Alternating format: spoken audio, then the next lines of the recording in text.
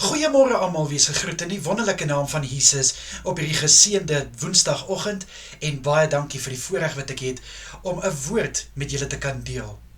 Nou soos ek al baie vir julle gesê het, party daar is daar net oomblikke wat ek vir die Here vra, Here, waaroor kan ek bedien?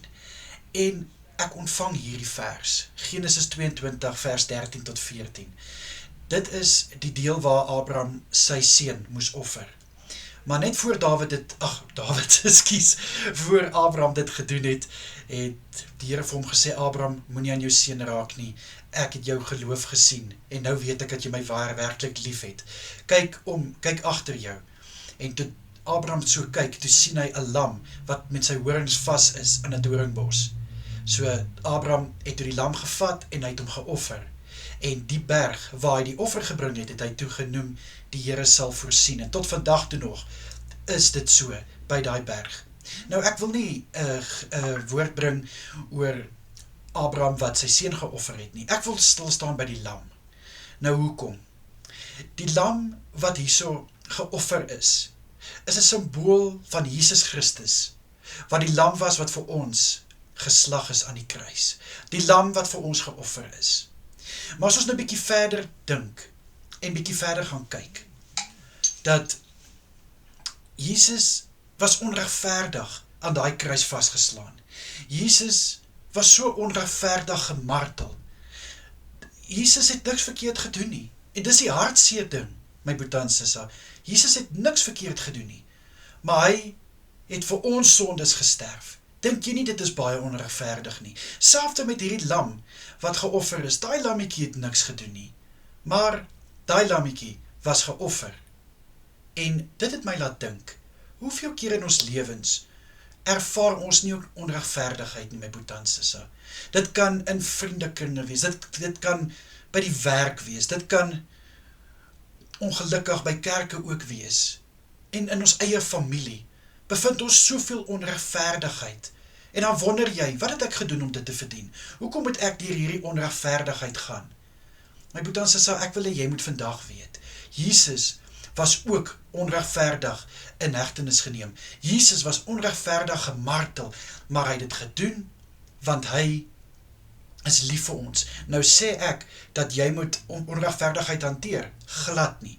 Wat ek vir jou probeer sê is, met hierdie woord is, Jesus weet waardeur jy gaan. Jesus weet van die onregverdigheid wat in jou lewe plaasvind. Hy weet dat hoe onregverdig jy behandel word. En ek wil hê jy moet vandag na Jesus toe kom. Bring daai situasie wat onregverdig is voor die Here. En ek kan vir jou waarborg, hy gaan vir jou troos gee. Hy gaan vir jou bemoediging gee. Hy gaan jou oë oopmaak om na hierdie onregverdigheid met 'n nuwe perspektief te kyk. En wat Jesus ook sal doen, is hierdie onregverdigheid gaan hy gebruik, en hy gaan dit gebruik, dat jy 'n getuienis daarvan kan lewer, 'n getuienis wat vir mense kan wys, ja, hierdie ou het deur hoeveel onregverdigheid gegaan, maar hy staan sterker as ooit, en hy kan getuig van hoe die Here hom deurgedraai het, deur hierdie seisoen van onregverdigheid. So dit is wat ek vandag vir jou wil bring, my broer en suster.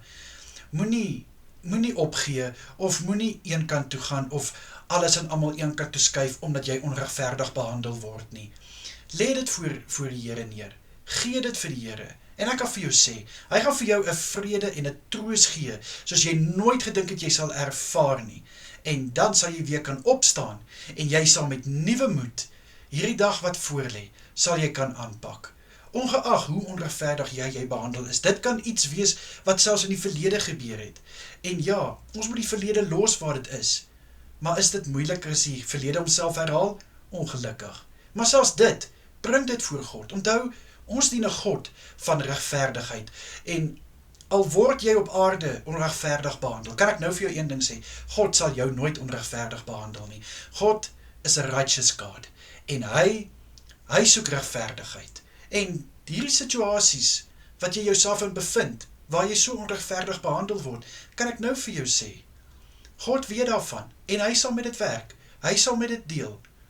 Vertrou jy net op God, het geloof in ons hemelse Vader, hy sal vir jou uitkoms bring. Amen, amen, kom ek bid vir jou. Vader, ek bid vir my broer en suster, vir hulle wat deur soveel onregverdigheid gaan. Here, ek Ek bid vir hulle in Jesus naam en ek vra in die kosbare naam, asseblief Here, bring vir hulle nuwe moed vir hierdie dag.